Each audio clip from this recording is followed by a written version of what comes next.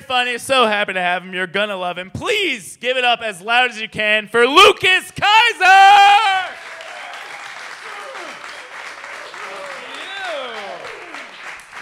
Keep it going for Robert, you guys. Yeah. You guys are a young, good-looking crowd. I'm an old man myself. I'm 31 years old, and all my friends are having kids now.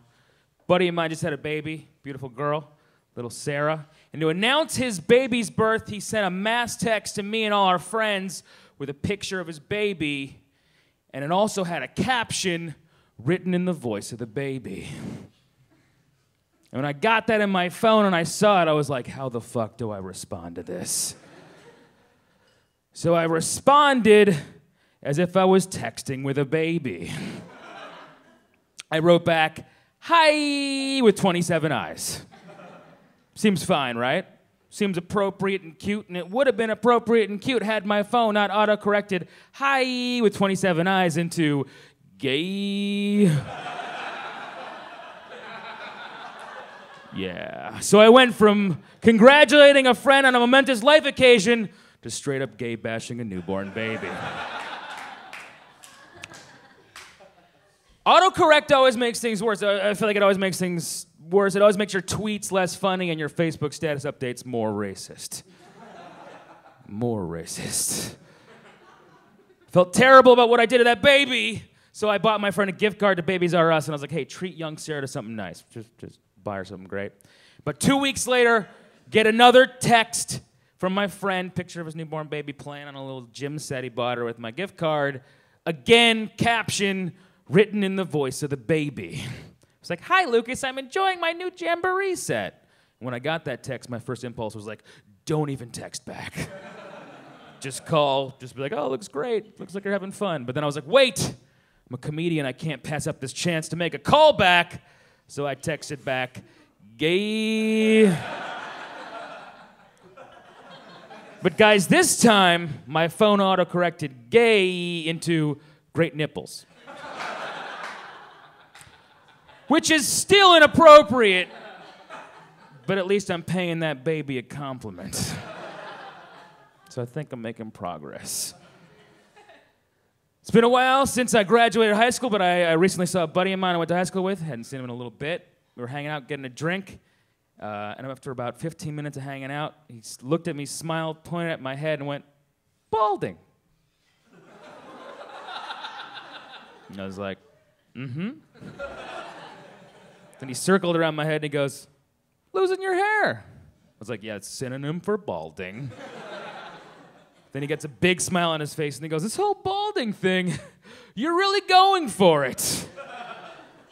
I don't know if that's the appropriate phrase for what's going on right here.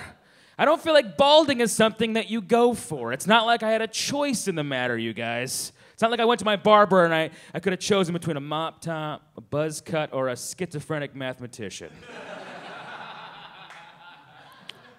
Everyone I know seemed to take my balding, me losing my hair, a little strange. I was actually seeing my mom recently. She lives in town, and I hadn't seen her in a little bit, and she said something weird. We were hanging out. We were at Subway Eat Fresh, and we were eating our sandwiches.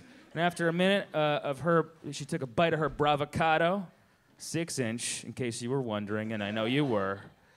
She looked at me, and she smiled, and she goes, you know, I never pictured you balding when you were growing up. It's like, good, it would have been weird if you had. Like she's holding newborn little Lukas, and she's like, oh, my little baby. One day he'll grow up and look like a Cinemax subscriber.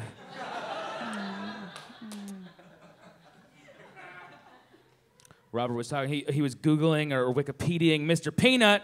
Myself, the other day, I was Googling Beyonce because it was Tuesday, and that's what us ladies do. And I found out a factoid about Beyonce that I'm going to share with you guys right now that's going to blow your wigs off. And here it is. You guys know where Beyonce gets her name from? Does anyone know? Bet you don't. Here it is. Beyonce is actually named after her mother because her mother's maiden name is Tina Beyonce. That's right. She named her own daughter after her maiden name, which is a common practice among egomaniacs. Now, my mother's an egomaniac too, but I'm very lucky she didn't name me in that very same way because my mother's maiden name is Kathy Hack, And Hack Kaiser's a terrible name for a stand-up comedian. Although it's an excellent name for a serial killer. So I think we all dodged a bullet there. More factoids that I'm gonna blow your mind with. Pick this up, this knowledge. I've lived in New York for about 13 years now, and I cracked the code on something that you guys are gonna probably agree with, and here it is. Blow your mind. Figure this out. There are two different kinds of performers on the subway, you guys. There are subway musicians, and then there are crazy people who found an instrument. Now, subway musicians have way better music, hands down. This is an inarguable fact. If you try to argue with me, you will be wrong.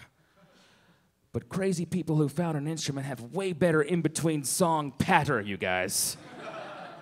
And I discovered this factoid recently when I was taking the train into work the other morning. I was taking the 2 train. And just then, somewhere between Brooklyn and Manhattan, a crazy person who found an instrument sauntered into my car.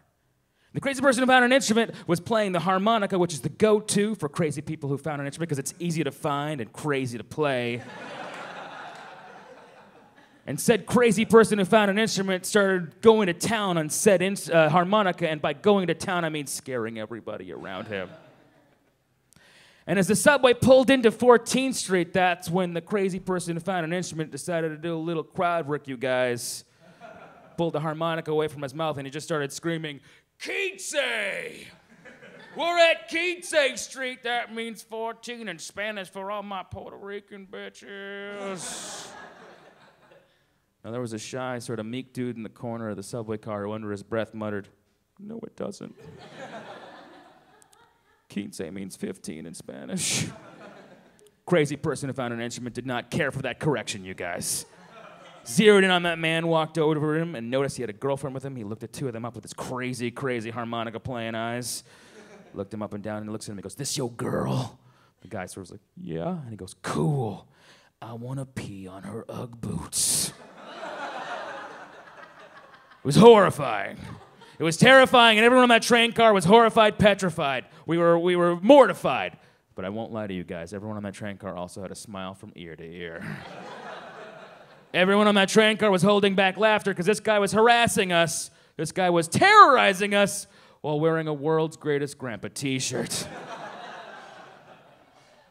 And there's probably a lot of ways that this guy could have gotten that World's Greatest Grandpa t-shirt, but there's only 2 ways that this guy could have gotten that World's Greatest Grandpa t-shirt that personally make me smile, and here they are.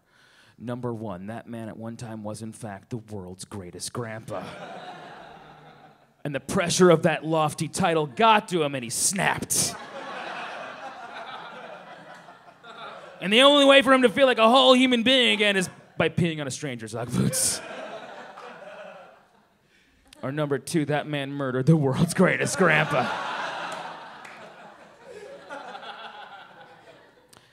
I'm gonna share this with you guys.